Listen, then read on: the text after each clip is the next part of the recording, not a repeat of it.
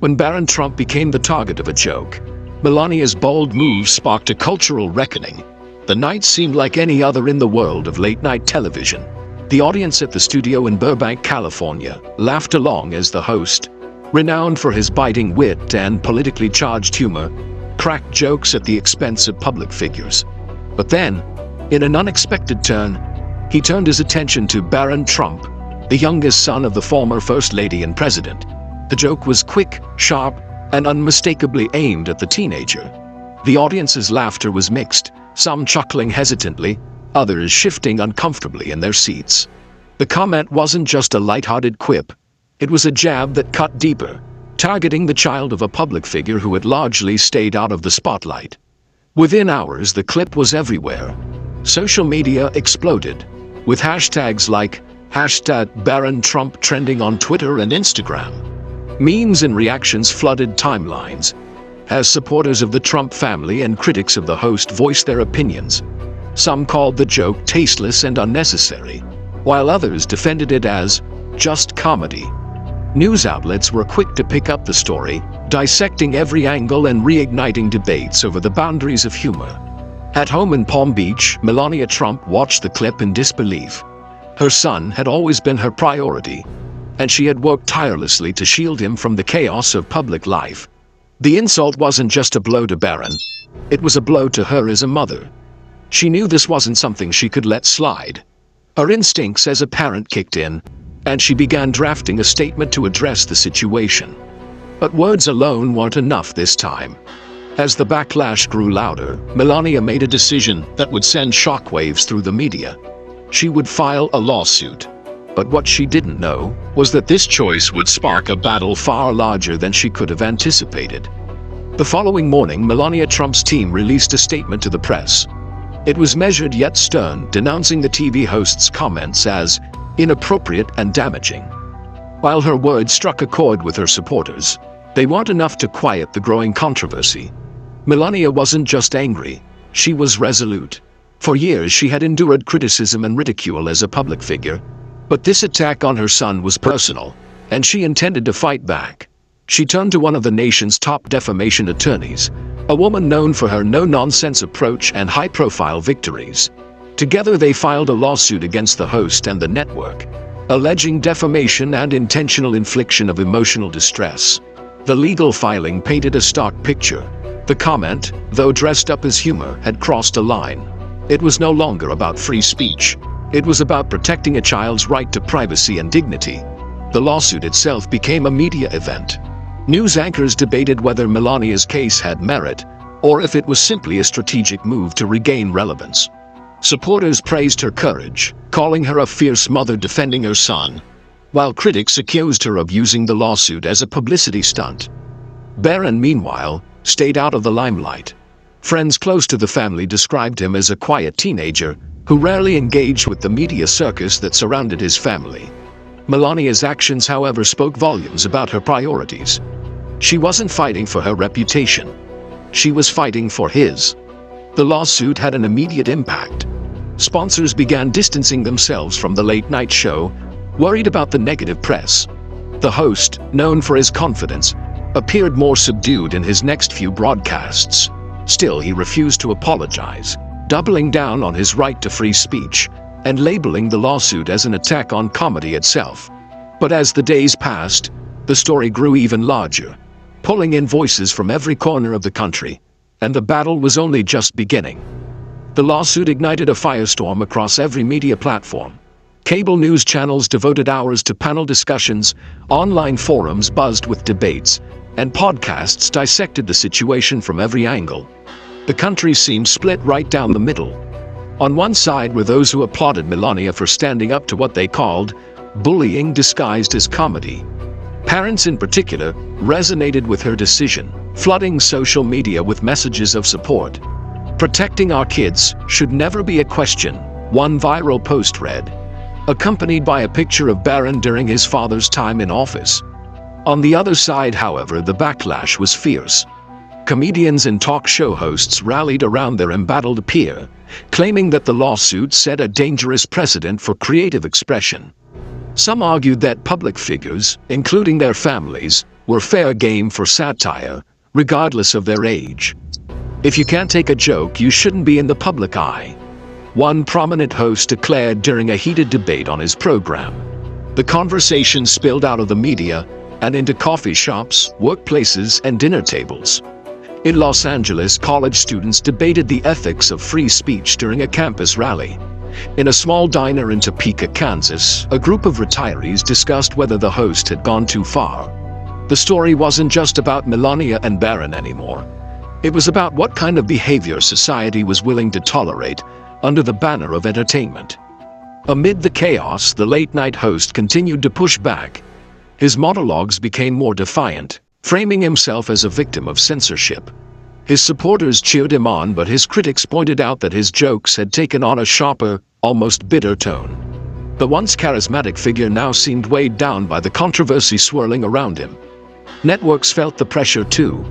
Ratings for the host's show began to dip, and rumors circulated that executives were reconsidering their support. Meanwhile, Melania's legal team moved swiftly, submitting additional evidence and statements to strengthen their case. The legal battle wasn't just a personal fight anymore. It was shaping up to be a cultural reckoning. But no one could have predicted the bombshell that was about to drop, threatening to change the course of the lawsuit entirely. When the trial began in Los Angeles Superior Court, it became the kind of spectacle the media couldn't resist. Paparazzi swarmed the courthouse steps, capturing images of Melania Trump arriving in tailored elegance, flanked by her legal team. On the other side, the late-night host entered with his attorneys, his face set in a determined expression. Inside, the atmosphere buzzed with anticipation. This wasn't just a trial, it was a referendum on modern entertainment. The prosecution opened with a searing argument, emphasizing the line between comedy and cruelty. They played the clip of the offending joke for the courtroom, the audio echoing in the silent chamber. Melania's lawyer described how the comment had deeply affected her son, painting a picture of a teenager caught in the crossfire of media sensationalism. "This is not about free speech," the lawyer asserted, her voice unwavering. "This is about a child's right to grow up without being ridiculed for sport." The defense, however, took a different tack. They leaned heavily on the First Amendment, arguing that comedy, no matter how offensive, deserved protection. The host's legal team presented decades of precedent supporting their case, portraying him as a misunderstood artist pushing boundaries.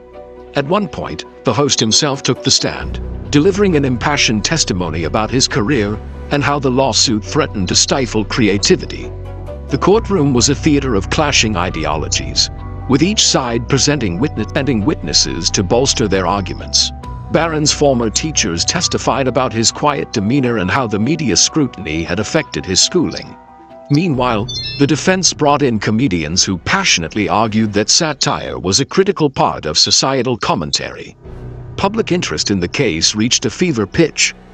Every detail, from Melania's poised reactions to the host's fiery retorts, was analyzed and debated across every major platform. Late-night shows across the country avoided jokes about the trial altogether, worried about inadvertently becoming the next target of public scrutiny. But just as the trial seemed to be settling into a predictable rhythm, a new witness emerged, turning the case, and the public's perception, on its head. On what seemed like an otherwise routine day in court, the atmosphere shifted dramatically when the prosecution announced a surprise witness. The defense team exchanged uneasy glances as a former employee of the network that aired the late-night show entered the courtroom. His name was William Carter, a former production assistant who had worked on the show for over 5 years before being dismissed under controversial circumstances. Carter's demeanor was calm but resolute as he was sworn in. As he began to speak, the tension in the room was palpable. He testified about the behind-the-scenes culture of the show, describing an environment where pushing boundaries often took precedence over ethics. But it wasn't his general observations that stunned the courtroom. It was the specific evidence he brought forward. From his briefcase, Carter produced emails, scripts, and internal communications that revealed something far more damaging than anyone had anticipated. According to Carter, the joke about Barron Trump wasn't an off-the-cuff remark. It had been planned, debated, and ultimately approved by higher-ups within the network. Worse, Some of the correspondents suggested the joke was designed not for humor, but to provoke controversy and generate ratings. Gasps rippled through the courtroom as the documents were displayed on the screen. In one particularly damning email, an executive wrote, "It'll get people talking. Controversy sells." For the first time, the focus of the trial shifted away from the host and toward the corporate machinery that had enabled the incident. The defense scrambled to recover, insisting that the host had acted independently and that the network's decisions were irrelevant to the case. But the damage was done. Carter's testimony had planted a seed of doubt, not just about the joke, but about the motives behind it. Outside the courthouse, the revelation sent shockwaves through the media industry. Headlines screamed about the toxic culture within the network, and several of its executives were placed on administrative leave pending an internal investigation. The host, once the face of edgy comedy, now found himself isolated, his own employers unwilling to stand behind him. But even as the tide turned in Melania's favor, the case was far from over, and the final verdict would carry consequences no one could have foreseen. As the trial reached its conclusion, the courtroom was packed to capacity. Journalists filled the gallery, their pens poised to capture every detail. Outside, crowds gathered, split between supporters of Melania Trump and those rallying for the late-night host. The stakes were higher than ever, with public opinion tilting heavily after the bombshell revelations from William Carter. In their closing arguments, Melania's lawyer delivered a powerful statement. She didn't just argue for her client, but for every family that had been dragged into the public eye without consent. "This isn't about silencing comedy," she said, her voice steady and firm. "This is about accountability. It's about understanding that our words, especially those amplified to millions, have consequences." The defense, battered but determined, made one final plea. They warned that a ruling against the host could create a chilling effect on comedians everywhere. "Where do we draw the line?" they asked. "At what point does protecting feelings infringe upon the freedom to challenge and provoke?" After hours of deliberation, the jury returned with their verdict. The host was found liable for defamation, and the network was ordered to pay significant damages for its role in fostering a culture of sensationalism. The judge, however, made it clear that the ruling wasn't an attack on free speech, but a recognition that humor cannot come at the expense of a child's dignity. The verdict sent ripples through the media world. For Melania, it was a bittersweet victory. She had stood up for her son and won, but the experience had been exhausting. In a brief statement to the press, she expressed her hope that the case would serve as a reminder to approach public discourse with greater care and respect. For the host, the fallout was severe. Sponsors pulled out, his network distanced itself, and his show was placed on indefinite hiatus. But the case also prompted important conversations. Across the country, people debated the boundaries of comedy, the responsibilities of public figures, and the ethics of media sensationalism. In the weeks that followed, new initiatives emerged to address the toxic culture in entertainment. Comedians began re-evaluating their material, networks implemented stricter oversight, and audiences became more mindful of what they chose to support. And through it all, one lesson became clear. While free speech is a right, respect and empathy are responsibilities we all share. As the dust began to settle, the nation found itself reflecting on the deeper implications of the trial. Conversations shifted from the specifics of the case to the broader cultural questions it raised. Where is the line between humor and harm? How do we balance the right to free speech with the need for accountability? For many parents, Melania's battle was a wake-up call. It reminded them of the importance of standing up for their children in an increasingly digital and unforgiving world. One mother in Des Moines shared her thoughts in a viral video. "If someone with Melania Trump's platform can face this kind of struggle, what does that mean for the rest of us? This trial wasn't just about Barron, it was about all our kids." For the entertainment industry, the verdict was a reckoning. Networks and production companies started re-evaluating their approach to comedy, understanding that cheap shots and controversy-driven content came at a cost. The trial inspired a renewed focus on creating humor that challenged norms without demeaning individuals. On the streets, in homes, and across classrooms, people began to discuss the ripple effects of their words and actions. The trial highlighted how something as simple as a joke could spiral into a larger conversation about values, ethics, and respect. But the story's impact extended beyond Barron, Melania, or the host.